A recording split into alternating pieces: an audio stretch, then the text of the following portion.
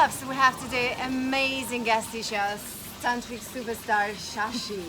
She has produced books, video courses, been leading amazing world biggest retreat, famous retreat at the island. So today we love to ask this amazing, beautiful, have you seen this tea? Cheers! This tea goddess about the most beautiful insights that she had on her amazing journey coming from how many years was your journey? Yeah, it's been a long time. I got into Tantra in 2000, so it's nearly 20 years. So yeah, originally the question was, who were you before Tantra? And I thought, wow, I was a teenager, it was a long time ago. And how did Tantra change your life?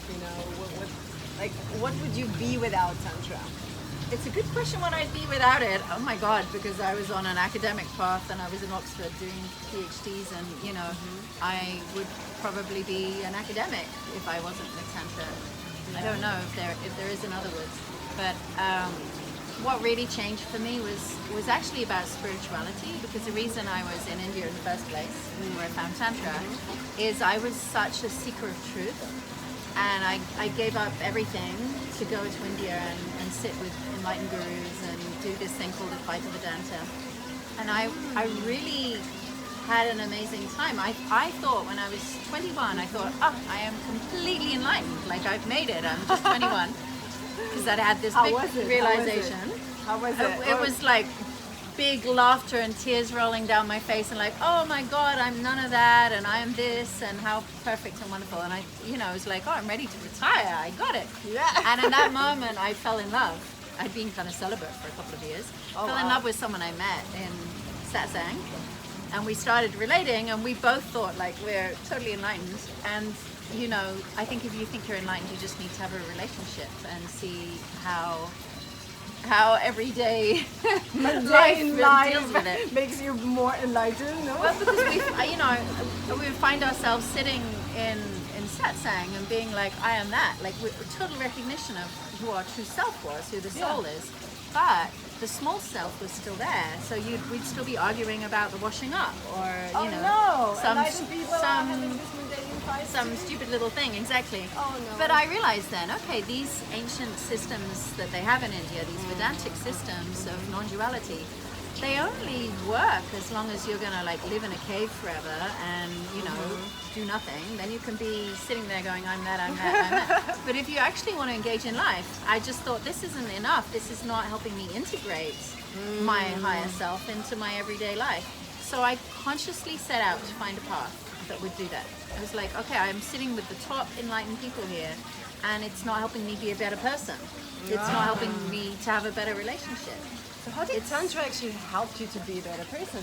Well, Tantra was exactly what I was looking for, because it was a path that said, okay, you have a higher self, and you have this great soul, and you are that, and you are this.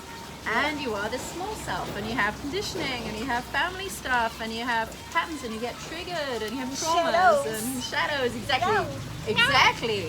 Exactly. And so Tantra is a path that says, yes, you're that, and you're also this, and actually gives you processes that help you to work through all of this to align it more with that. So it's like we don't have to do this spiritual bypassing of ignoring all of the... Oh, tell me about the top 3 spiritual bypasses from Shashi.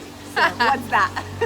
Well, I think it's one big bypass, but it's definitely what I had done when I was in Advaita. It was like, just literally everything that was not higher self was just described as being samsara, and me and my partner even did that to each other at the beginning. What did you do? Well, one person would be getting emotional, and the other one would go, it's just a story, it's just your suffering, you're just attached to it. And then you feel like punching someone who says that to you, it's like...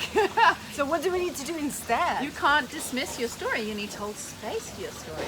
Of course, a lot of suffering comes from identifying fully with the story, and thinking that all of your suffering is who you are. That's a miserable existence. But just going, well, I'm not that, it doesn't actually work unless you stop having relationships with any other human being. Because your patterns are still there and your shadows are still there. And so actually the Tantra offers that other way, which is, all right, when the patterns come up, when the triggers happen, we'll meet them. We'll meet them with love, and we'll hold space for them. Maybe we need to move energy with them. Maybe we need to clear stuff. But we will, thank you. Yeah. We will meet it when it comes. we will. We meet the beautiful samosa that came in, just to let you know. It is very tantric to be eating the Indian samosa. It is mark of true tantrika. This is how you know the tantrika. So like, you know, instead of spiritually bypassing, Tantra says, we don't want to identify with the shadow, but we want to embrace it and love it. And enjoy. It's literally love. Learning to love your own shadows, and then learning to love your beloved, your partner's shadows. That's really such a big part of Tantra. And as a spiritual path, compared to this kind of bypassing and waving it all off as illusion or samsara, you know, it's really unfulfilling to do that. Real life. And to embrace the shadow means you can be everything. You don't have to pretend to be some perfect spiritual person. You can be a human being. You become more authentic. Unperfect. Exactly. And what is the number two? The number two of the spiritual bypassing that you may be here among your friends or other beloved ones, maybe. Or highly spiritual. I would say like the other, I mean, you know, there's so many flavors of spiritual bypassing, but the other one would be something that we're all aware of now is pretending to be the perfect guru, you know. And how does that express? Well, you have to wear white and sit higher up than everybody else and be perfect and in perfect Padmasana in the first row or in the last one.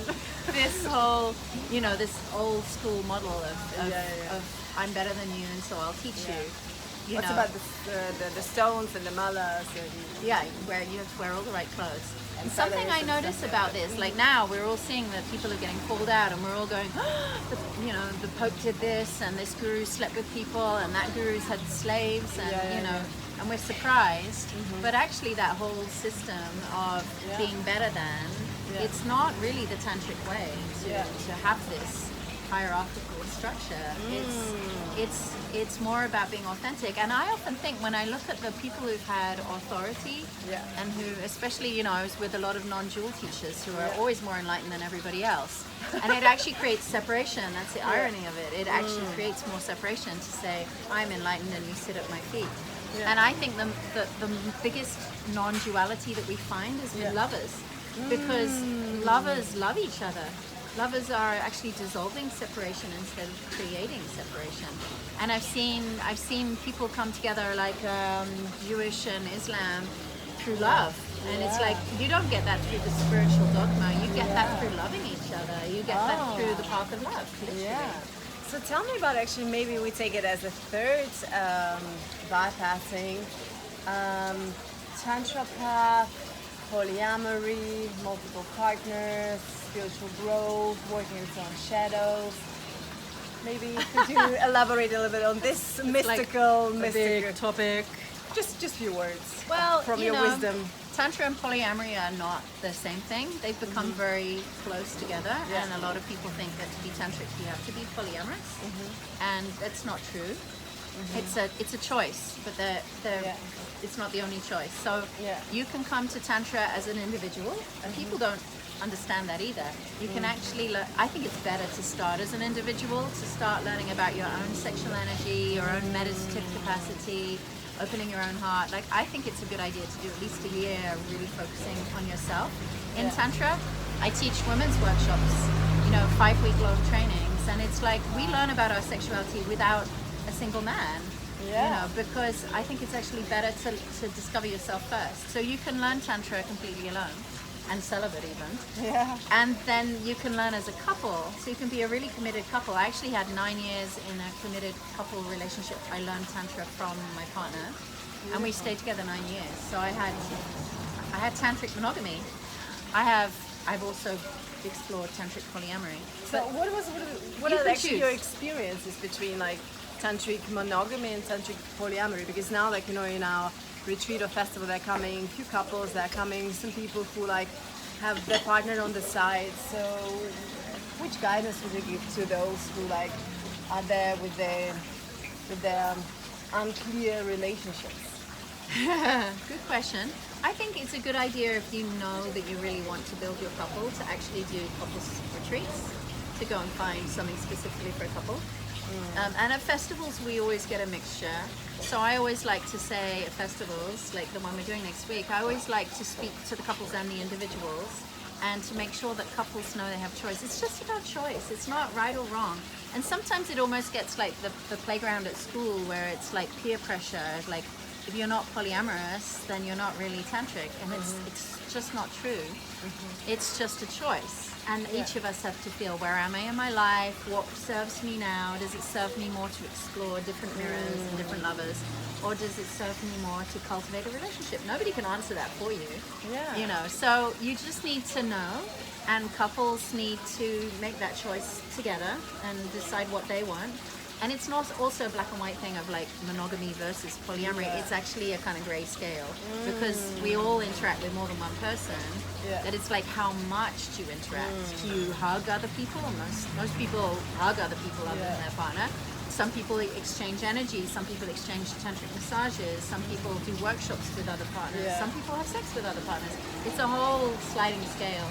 So, you know, really, each of us has to design our own container for our tantric experience, because a relationship is a container. And so we need to become conscious about that, not just, I should do this because that's what I think is tantric, but what will serve me right now? And then it's like, actually, I want a monogamous tantric relationship. Find someone else who wants that, build that together. Or I want to be just completely single and explore different partners. Great, choose that and find people who want to do that. It's just about choice. So basically, what will you tell, like, you know, to people who have nothing to do with Tantra, nothing to do with yoga, absolutely, I just come here as a tourist on the islands, and tell me like at least like 5 different, let's say, benefits or treasures that people would bring from this festival that we're offering to them from Tantra. The ordinary. So we're going down to Adrian with this. With some flyers on the beach. No. Thai boxing or Tantra? Yeah, exactly. Why would like a man, a beautiful, handsome man, prefer a Tantra festival and not to go into this gym and build up his muscle? Or why would a lady who's gonna be like lying on the whole beach or the whole time on the beach reading her female magazine go to a Tantra retreat? No? Good question. Let's see, what would I say to them? Well, I mean, first of all, I think everyone has to choose, of course, and be drawn to something. But if I was just engaging with a cup of tea in a conversation and they asked me, then I would say, you know, like, what you put into life is what you get out of it. So if you keep doing what you have been doing so far, you'll get out what you've been getting. So, you know, that if you're very happy with everything right now, then just stay doing what you're doing. But most of us find, when we look inside, that we have the seed of desire. And that's the desire to evolve and to grow. And that's a really healthy desire to have. You know, it's actually, that is what life force energy does in us. If we don't suppress it or block it, or, you know, if we actually listen to it, we discover that we have this life force that wants to expand and grow and have experiences and touch the sky. And if we start listening to that, then we realize that we want to grow. And one of the best ways to grow is to create an experience we don't normally have. What are we doing with a festival like the Journey of Love? We are creating experiences for people in a safe way.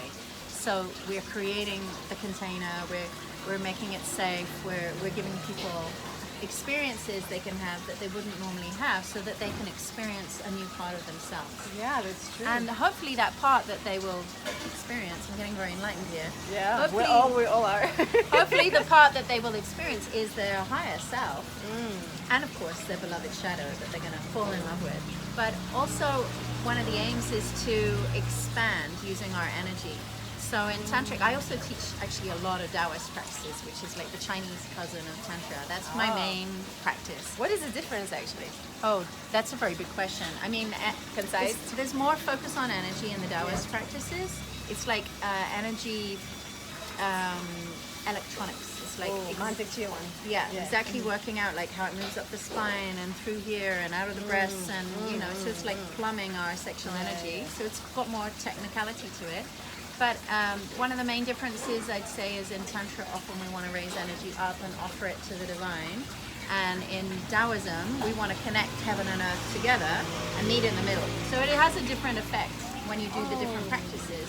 Because if you do a lot of offering your energy up to the divine, you can kind of float around feeling heavenly and divine, which can be nice. But the Taoist is a different result, actually, because you want to bring heaven and anchor it into the body. So it's like you want to bring your higher self, your soul, down into embodiment and become actually more centered. So when we do practices in Taoism, we keep building the center. And the center is actually about embodying your true self. And also it's about being able to interact with others and exchange energy, but always return to yourself, to your own center. So you don't get lost in your lovers or in your partner in your relationship or even in your experience. So this is like amazing tip actually for those who are joining us, to not to get lost into other people's hugs and being a little energy vampire. Yeah, exactly. Right, and coming back into the body. I mean, we can come to Tantra being quite hungry and like, oh, there's lots of people, and that's I'm prana junkie, give me some more meditation so I can finally unite. And that's fine. It's fine to have the desire for connection, and actually that's part of. There was a comedy. That's part of our life force, you know. Yeah. And one of the first things we have to do is undo the part that suppressed that and let that out. That it can then go too far, and then we become consumers of like, you know, how many people can I exchange energy with, and that might be a stage that you have to go through. But ultimately, it's going to leave you feeling kind of dependent on others and needy for more, and that's you know, that's not. You know, maybe a bit of an addict. Exactly. That's not the kind of endpoint you want to be in. But if you can feel your desire and your energy of desire fully, but let that point you home to yourself, to your inner self, and end with like centeredness and meditation, then what you end up building is more of your true self embodied. And so that's what I really love about the Taoist practices, is that it's cultivating actually like they call it the immortal fetus, which is it's not such a good name. Yeah, we're still having 17 minutes. Yeah. They call it the immortal fetus, but it means like your eternal self, and that's what your center is. So you are getting away from the transient personality. You're not denying it, but you are building more of a sense of self with your true self, with your core self. So you use your desire and your energy interactions to point yourself home, and that's something that I love about the Taoist sexual arts. Wow. That was for us, Shashi. We're almost dying here in all our pleasures and sweat here in front of the camera. We're getting very enlightened. Can you see? Yeah, we're like already getting out of there. My third eye is so bright. Yeah, mine is like penetrating all this reality in front of me. So love, join us for the journey of love. With tea and learn Tea and Tantra. Tea Tantra. Tea, Tao and Tantra.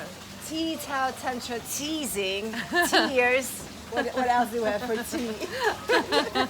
Treasures. Oh, yes, treasures. All the tea. Tantalizing. Tantalizing. And Tantra, of course it's Tantra. So loves, join us for Journey of Love, happening very, very soon. And that was Shashi and Irina Busurina for Journey of Love. Mwah. Keep shining from the third eye to everyone. Bye.